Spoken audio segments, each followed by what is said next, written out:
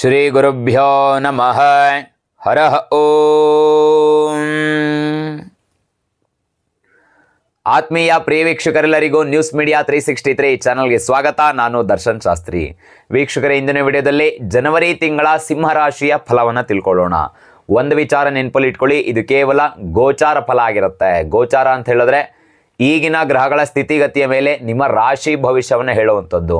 ಹಾಗಿದ್ರೆ ಈ ಗೋಚಾರ ಫಲ ನಿಜ ಆಗಲ್ವಾ ಅಂತ ಕೇಳಿದ್ರೆ ಖಂಡಿತ ನಿಜ ಆಗುತ್ತೆ. ಯಾವಾಗ ಗೋಚಾರದಲ್ಲಿ ನಿಮಗೆ ಯಾವ ಗ್ರಹ ಬಲವಾಗಿದೆ ಅಥವಾ ಅಬಲವಾಗಿದೆ, ನಿಮ್ಮ ಜಾತಕದಲ್ಲಿ ಆ ಗ್ರಹ ಎಲ್ಲಿ ಸ್ಥಿತನಾಗಿದ್ದಾನೆ ಅಥವಾ ಅದೇ ಗ್ರಹದ ದಶಾಭುಕ್ತಿ ನಡೀತಾ ಇದೆಯಾ ಅನ್ನೋದ್ರ ಮೇಲೂ ಕೂಡ ಡಿಪೆಂಡ್ ಆಗುತ್ತೆ. ಒಬ್ಬ ಮನುಷ್ಯನ ನಿಖರವಾದಂಥ ಫಲಗಳನ್ನು ಆಗು ಹೋಗುಗಳನ್ನು ತಿಳ್ಕೋಬೇಕು ಅಂತ ಇದ್ರೆ ಅವನ ಜಾತಕ ಮತ್ತು ಗೋಚಾರ ಫಲ ಎರಡೂ ಕೂಡ ಇಂಪಾರ್ಟೆಂಟ್ ಆಗುತ್ತೆ. ಹಾಗಾಗಿ ನಿಮ್ಮ ಜಾತಕದ ನಿಖರವಾದಂಥ ವಿಶ್ಲೇಷಣೆಗಾಗಿ ಸ್ಕ್ರೀನ್ ಮೇಲೆ ಬರ್ತಾ ಇರ್ತಕ್ಕಂಥ ನಂಬರ್ಗೆ ಕನ್ಸಲ್ಟೇಷನ್ ಮಾಡಿ ಅಂತ ಹೇಳ್ತಾ, ಇನ್ನು ನಮ್ಮ ಚಾನಲ್ಗೆ ಸಬ್ಸ್ಕ್ರೈಬ್ ಆಗಿಲ್ಲ ಅಂದರೆ ಸಬ್ಸ್ಕ್ರೈಬನ್ನು ಮಾಡ್ಕೊಳ್ಳಿ. ವಿಡಿಯೋವನ್ನು ಪ್ರಾರಂಭ ಮಾಡೋಣ. ಸಿಂಹರಾಶಿ ಮೊದಲನೇ ಗ್ರಹ ರವಿ ಗ್ರಹ. ನಿಮ್ಮ ರಾಶಿಯ ಅಧಿಪತಿಯಾಗಿರ್ತಕ್ಕಂಥ ರವಿ ಬಂದು 6ನೇ ಮನೆಯಲ್ಲಿ ಸ್ಥಿತನಾಗಿರ್ತಾನೆ. ಗೋಚಾರದಲ್ಲಿ ರವಿ 6ಕ್ಕೆ ಬಂದ ಅಂತ ಹೇಳಿದ್ರೆ ಅತ್ಯುತ್ತಮವಾದಂಥ ಫಲಗಳನ್ನು ಕೊಡ್ತಾನೆ. ತುಂಬ ಬಲ ಇರ್ತಾನೆ. ಯಾವ ವಿಚಾರದಲ್ಲಿ? ಆರೋಗ್ಯದಲ್ಲಿ ಸುಧಾರಣೆಯನ್ನು ಕಾಣ್ತೀರಾ. ಹೃದಯಕ್ಕೆ ಸಂಬಂಧಪಟ್ಟಂಥ ಕಾಯಿಲೆ ಆಗಿರ್ಬೋದು, ಅಥವಾ ಹೊಟ್ಟೆಗೆ ಸಂಬಂಧಪಟ್ಟಂಥ ಕಾಯಿಲೆ ಆಗಿರ್ಬೋದು, ಅಥವಾ ಉಷ್ಣಕ್ಕೆ ಸಂಬಂಧಪಟ್ಟಂಥ ಕಾಯಿಲೆ ಆಗಿರ್ಬೋದು, ಸ್ವಲ್ಪ ಮಟ್ಟಿಗೆ ನಿವಾರಣೆ ಆಗೋ ಸಾಧ್ಯತೆಗಳೆಲ್ಲ ಕಂಡು ಬರ್ತಾ ಇದೆ. ಮತ್ತು ಕೆಲಸದ ವಿಚಾರದಲ್ಲಿ ಒತ್ತಡ ಇದ್ದರೂ ಕೂಡ ಏಳಿಗೆಯನ್ನು ನೀವು 100% ಎಕ್ಸ್ಪೆಕ್ಟ್ ಮಾಡಬಹುದು. ಒಂದು ಪ್ರಮೋಷನ್ ಆಗಿರ್ಬೋದು ಅಥವಾ ಸ್ಯಾಲ್ರಿ ಜಾಸ್ತಿ ಆಗುವಂಥ ಸಂದರ್ಭಗಳು ಕೂಡ ಸಿಂಹರಾಶಿಯವರಿಗೆ ಕಂಡು ಬರ್ತಾ ಇದೆ ರವಿಯಿಂದ. ಒಟ್ಟಾರೆ ರವಿ ನಿಮಗೆ ಅತ್ಯುತ್ತಮವಾದಂಥ ಫಲಗಳನ್ನು ಕೊಡ್ತಾ ಇದ್ದಾನೆ. ಇನ್ನು ರವಿ ಆದ ನಂತರ ನೋಡಬೇಕಾಗಿರ್ತಕ್ಕಂಥದ್ದು ಕುಜಗ್ರಹ. ನಿಮ್ಮ ರಾಶಿಗೆ ಕುಜ ಬಂದು 12ನೇ ಮನೆಯಲ್ಲಿ ಸ್ಥಿತನಾಗಿದ್ದಾನೆ. ಕುಜ ಇಲ್ಲಿ ಅಷ್ಟು ಬಲ ಇಲ್ಲ. 12ನೇ ಮನೆ, ಅದರಲ್ಲೂ ಕಟಕ ರಾಶಿಯಲ್ಲಿ ಇರೋದ್ರಿಂದ ನೀಚನಾಗಿದ್ದಾನೆ. ಮತ್ತು ವ್ಯಯಕ್ಷೇತ್ರ ಅಂದರೆ ಖರ್ಚಿನ ಮನೆಯಲ್ಲಿದ್ದಾನೆ, ಹೌದಲ್ವಾ? ಹಾಗಾಗಿ ನಿಮಗೆ ಯಾವುದಾದ್ರೂ ಒಂದು ಕೆಲಸ ಗೊತ್ತಿಲ್ಲ ಅಂತ ಹೇಳಿದ್ರೆ ಆ ಗೊತ್ತಿಲ್ಲದೆ ಇರೋ ಕೆಲಸಕ್ಕೆ ಖರ್ಚನ್ನು ಮಾಡೋದಾಗಲಿ ಅಥವಾ ಇನ್ವೆಸ್ಟ್ಮೆಂಟನ್ನು ಮಾಡೋದಾಗಲಿ ಯಾವುದೇ ಕಾರಣಕ್ಕೂ ಮಾಡೋದಕ್ಕೆ ಹೋಗಬಾರ್ದು. ನೀವು ಎಷ್ಟು % ಇನ್ವೆಸ್ಟ್ ಮಾಡಿರ್ತೀರ ಅದರ 2ರಷ್ಟು ಲಾಸ್ ಆಗೋ ಸಾಧ್ಯತೆಗಳು ಕುಜನಿಂದ ಕಂಡು ಬರ್ತಾ ಇದೆ. ಭೂಮಿಗೆ ಸಂಬಂಧಪಟ್ಟಂತೆ ಆಗಿರ್ಬೋದು ಅಥವಾ ಕನ್ಸ್ಟ್ರಕ್ಷನ್ ಫೀಲ್ಡ್ಗೆ ಸಂಬಂಧಪಟ್ಟಂತೆ ಆಗಿರ್ಬೋದು, ಇದರಲ್ಲಿ ಯಾರ್ಯಾರು ವ್ಯವಹಾರವನ್ನು ನಡೆಸ್ತಾ ಇದ್ದೀರಾ ಸ್ವಲ್ಪ ನೋಡಿ ಮಾಡಿ ಕೆಲಸವನ್ನು ಮುಂದುವರೆದ್ರೆ ತುಂಬ ಒಳ್ಳೆಯದಾಗತ್ತೆ. ಮತ್ತು ಸ್ವಲ್ಪ ರಕ್ತಕ್ಕೆ ಸಂಬಂಧಪಟ್ಟಂಥ ಕಾಯಿಲೆಗಳು ಬರೋ ಸಾಧ್ಯತೆ ಇದೆ.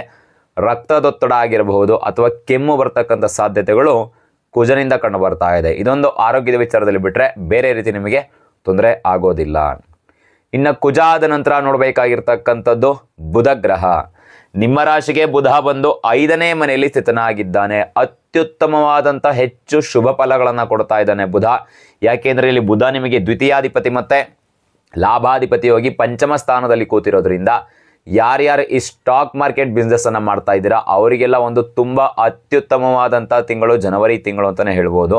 ನೀವು ಎಷ್ಟು %, ಒಂದು 10% ಲಾಭ ಹಾಕಿದ್ದೀರಾ ಅಂತ ಹೇಳಿದ್ರೆ ಅದರ 3ರಷ್ಟು ಲಾಭವನ್ನು ನೋಡ್ತಕ್ಕಂಥ ಫಲಗಳನ್ನು ಬುಧ ಕೊಡ್ತಾ ಇದ್ದಾನೆ. ಮತ್ತು ಆನ್ಲೈನ್ ಬಿಸ್ನೆಸ್ಸನ್ನು ಯಾರ್ಯಾರು ಮಾಡ್ತಾ ಇದ್ದೀರಾ ಅಥವಾ ಕಂಪ್ಯೂಟರ್ಗೆ ಸಂಬಂಧಪಟ್ಟಂತೆ ನೀವು ಏನೇ ಬಿಸ್ನೆಸ್ಸನ್ನು ಮಾಡ್ತಾ ಇದ್ರು ಕೂಡ ಬುಧ ನಿಮಗೆ ತುಂಬ ಶುಭ ಫಲವನ್ನೇ ಕೊಡ್ತಾ ಇದ್ದಾನೆ. ಮತ್ತು ಮಕ್ಕಳ ಎಜುಕೇಷನ್ ವಿಚಾರದಲ್ಲಿ ಸ್ವಲ್ಪ ಏಳಿಗೆಯನ್ನು ಕಾಣ್ತೀರಾ, ಗೊತ್ತಾಯ್ತಲ್ಲ. ಮತ್ತು ವಿಶೇಷವಾಗಿ ಸಿಂಹರಾಶಿಯ ವಿದ್ಯಾರ್ಥಿಗಳು ಯಾರ್ಯಾರಿದ್ದೀರಾ ಎಜುಕೇಷನ್ ವಿಚಾರದಲ್ಲಿ ತುಂಬ ಏಳಿಗೆಯನ್ನು ನೋಡ್ತಕ್ಕಂಥ ತಿಂಗಳು ಜನವರಿ ತಿಂಗಳಾಗುತ್ತೆ, ಗೊತ್ತಾಯ್ತಲ್ಲ. ಇನ್ನು ಬುಧ ಆದ ನಂತರ ನೋಡಬೇಕಾಗಿರ್ತಕ್ಕಂಥದ್ದು ಗುರುಗ್ರಹ. ನಿಮ್ಮ ರಾಶಿಗೆ ಗುರು ಬಂದು 10ನೇ ಮನೆಯಲ್ಲಿ ಸ್ಥಿತನಾಗಿದ್ದಾನೆ. 10ನೇ ಮನೆಯಲ್ಲಿ ಅಂತ ಹೇಳಿದ್ರೆ ಕೆಲಸ ಕಾರ್ಯಸ್ಥಾನ ಆಗುತ್ತೆ. ಅಲ್ಲಿ ಧನಕಾರಕ ಗುರು ಇರ್ತಕ್ಕಂಥದ್ದು, ಅಂದರೆ ಗುರುಬಲ ಇರೋದಿಲ್ಲ. ಹಾಗಾಗಿ ನೀವು ಎಷ್ಟೇ ದುಡಿದ್ರೂ ಕೂಡ ₹1 ಕೂಡ ನಿಲ್ತಾ ಇರೋದಿಲ್ಲ. ಕೊನೆಯಲ್ಲಿ ಬೇರೆಯವ್ರ ಹತ್ರನೇ ದುಡ್ಡು ಕೇಳುವಂಥ ಪರಿಸ್ಥಿತಿ ಬಂದಿರುತ್ತೆ. ಈ ರೀತಿ ದುಡ್ಡಿನ ವಿಚಾರದಲ್ಲಿ ಮಾತ್ರ ಒಂದು ಅಶುಭ ಫಲವನ್ನು ಕೊಡ್ತಾನೆ ಬಿಟ್ಟರೆ ಕೆಲಸದ ವಿಚಾರದಲ್ಲಿ ಯಾವುದೇ ತೊಂದರೆ ಆಗೋದಿಲ್ಲ. ಹೆದರೋ ಅವಶ್ಯಕತೆ ಇಲ್ಲ. ಗುರುಬಲ ಬರೋ ತನಕ ಕಾಯಬೇಕಾಗತ್ತೆ. ಇನ್ನು ಗುರುವಾದ ನಂತರ ನೋಡಬೇಕಾಗಿರ್ತಕ್ಕಂಥದ್ದು ಶುಕ್ರಗ್ರಹ. ನಿಮ್ಮ ರಾಶಿಗೆ ಶುಕ್ರ ಬಂದು 7ನೇ ಮನೆಯಲ್ಲಿ ಸ್ಥಿತನಾಗಿರ್ತಾನೆ. ಶುಭ ಫಲವನ್ನು ಕೊಡ್ತಾ ಇದ್ದಾನೆ. ಯಾವ ವಿಚಾರದಲ್ಲಿ? 7ನೇ ಮನೆ ಅಂತ ಹೇಳಿದ್ರೆ ಕಳತೃ ಸ್ಥಾನ. ಶುಕ್ರ ಅಂತ ಹೇಳಿದ್ರೆ ಕಳತೃಕಾರಕ ಅಥವಾ ಮಾಂಗಲ್ಯಕಾರಕ ಅಂತ ಹೇಳ್ತೀವಿ, ಹೋದಲ್ವಾ?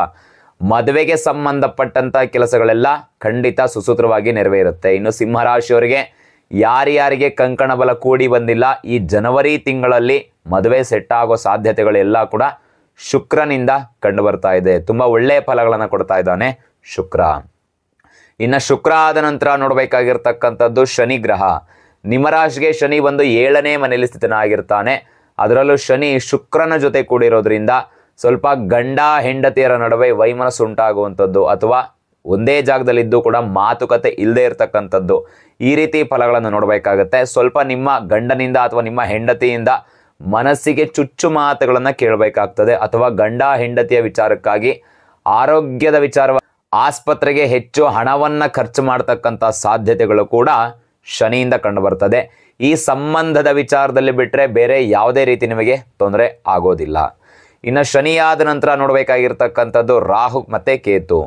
ನಿಮ್ಮ ರಾಶಿಗೆ ರಾಹು ಬಂದು 8ನೇ ಮನೆ ಸ್ಥಿತನಾಗಿರ್ತಾನೆ. ಅತ್ಯುತ್ತಮವಾದಂಥ ಫಲಗಳನ್ನು ರಾಹು ಕೊಡ್ತಾ ಇದ್ದಾನೆ. ಸ್ವಲ್ಪ ಸಹವಾಸ ದೋಷವನ್ನು ಕಡಿಮೆ ಮಾಡಬೇಕಾಗ್ತದೆ. ಅಂತ ಹೇಳಿದ್ರೆ ನಿಮಗೆ ಯಾರಾದರೂ ಒಬ್ಬ ವ್ಯಕ್ತಿ ಇವನು ಕೆಟ್ಟವನು, ಇವನು ಸರಿ ಇಲ್ಲ ಅಂತ ಗೊತ್ತಾಗ್ತಾ ಇದೆ ಅಂತ ಹೇಳಿದ್ರೆ ಅವರಿಂದ ಆಲ್ಮೋಸ್ಟ್ ದೂರ ಇರೋದೇ ಬೆಟರ್ ಆಗುತ್ತೆ. ಇದು ಒಂದು ಪರಿಹಾರವನ್ನು ನೀವು ಮಾಡಿಕೊಂಡಿದ್ದೆ ಆದಲ್ಲಿ ಖಂಡಿತ ರಾಹು ನಿಮಗೆ ಅತ್ಯುತ್ತಮವಾದಂಥ ಬಲವನ್ನು ಕೊಡ್ತಾನೆ.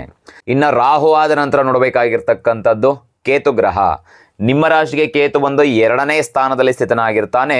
ಇಲ್ಲಿ ಗುರು ನಿಮಗೆ ಯಾವ ರೀತಿ ಫಲವನ್ನು ಕೊಡ್ತಾ ಇದ್ದೇನೆ, ಕೇತುನು ಕೂಡ ಅದೇ ರೀತಿ ಫಲವನ್ನು ಕೊಡ್ತಾ ಇರ್ತಕ್ಕಂಥದ್ದು. ಹಣದ ವಿಚಾರದಲ್ಲಿ ಎಷ್ಟೇ ದುಡಿದಿದ್ರೂ ಕೂಡ ತಿಂಗಳ ಕೊನೆಯಲ್ಲಿ ಎಲ್ಲೋ ಅಲ್ಲಿ ಇಲ್ಲಿ ಹೊಂಚಿ ಸಾಲವನ್ನು ತೀರಿಸ್ತಕ್ಕಂಥದ್ದು ಅಥವಾ EMIಯನ್ನು ಕಟ್ಟುವಂಥದ್ದು ಅಥವಾ ಯಾವುದೋ ಕೆಲಸಕ್ಕೆ ಇನ್ವೆಸ್ಟ್ಮೆಂಟ್ ಮಾಡಬೇಕಾಗಿರುತ್ತೆ ಅಥವಾ ನಿಮ್ಮ ಖರ್ಚಿಗೋ ಈ ರೀತಿ ಫಲವನ್ನು ಕೇತು ಕೊಡ್ತಾನೆ. ನೀವು ಎಷ್ಟೇ ದುಡಿದ್ರೂ ಅಥವಾ ಎಷ್ಟೇ ಸೇವಿಂಗ್ಸ್ ಮಾಡಿದರೂ ಕೂಡ ತಿಂಗಳ ಕೊನೆಯಲ್ಲಿ ಆ ಸೇವಿಂಗ್ಸನ್ನು ಮಾಡಿರೋ ಹಣವನ್ನು ಕೂಡ ನೀವು ಹೊರಗಡೆ ತೆಗಿಬೇಕಾಗತ್ತೆ. ಈ ರೀತಿ ಫಲವನ್ನು ಕೇತು ಕೊಡ್ತಾ ಇದ್ದಾನೆ. ಇನ್ನು ಪರಿಹಾರಗಳನ್ನು ನೋಡೋದಾದರೆ ಸ್ವಲ್ಪ ಕುಜನಿಗೆ ಸಂಬಂಧಪಟ್ಟಂತೆ ನೀವು ಪರಿಹಾರವನ್ನು ಮಾಡ್ಕೋಬೇಕಾಗತ್ತೆ. ದುರ್ಗಾದೇವಿಯನ್ನು ಆರಾಧನೆ ಮಾಡಿದ್ದಲ್ಲಿ ಅಥವಾ ಮನೆಯಲ್ಲಿ ಒಂದು ದುರ್ಗಾ ಯಂತ್ರವನ್ನು ಸ್ಥಾಪನೆ ಮಾಡಿದ್ದಾದಲ್ಲಿ ಅದಕ್ಕೆ ಪ್ರತಿದಿನ ಪೂಜೆಗಳನ್ನು ಮಾಡಿದ್ದೆ ಆದಲ್ಲಿ ಖಂಡಿತ ಒಳ್ಳೆಯದಾಗತ್ತೆ ಅಂತ ಹೇಳ್ತಾ ಇದಿಷ್ಟಾಗಿತ್ತು ಸಿಂಹರಾಶಿಯ ಜನವರಿ ತಿಂಗಳ ಭವಿಷ್ಯ. ಹೆಚ್ಚಿನ ವಿಡಿಯೋಸ್ಗಾಗಿ ನಮ್ಮ ವಿಡಿಯೋಸನ್ನು ಲೈಕ್ ಮಾಡಿ, ಶೇರ್ ಮಾಡಿ, ನಮ್ಮ ಚಾನಲ್ಗೆ ಸಬ್ಸ್ಕ್ರೈಬ್ ಆಗಿ. ನಿಮ್ಮ ಜಾತಕದ ನಿಖರವಾದಂಥ ವಿಶ್ಲೇಷಣೆಗಾಗಿ ಸ್ಕ್ರೀನ್ ಮೇಲೆ ಬರ್ತಾ ಇರತಕ್ಕಂಥ ನಂಬರ್ಗೆ ಕನ್ಸಲ್ಟೇಷನ್ ಮಾಡಿ ಅಂತ ಹೇಳ್ತಾ ಧನ್ಯವಾದಗಳು.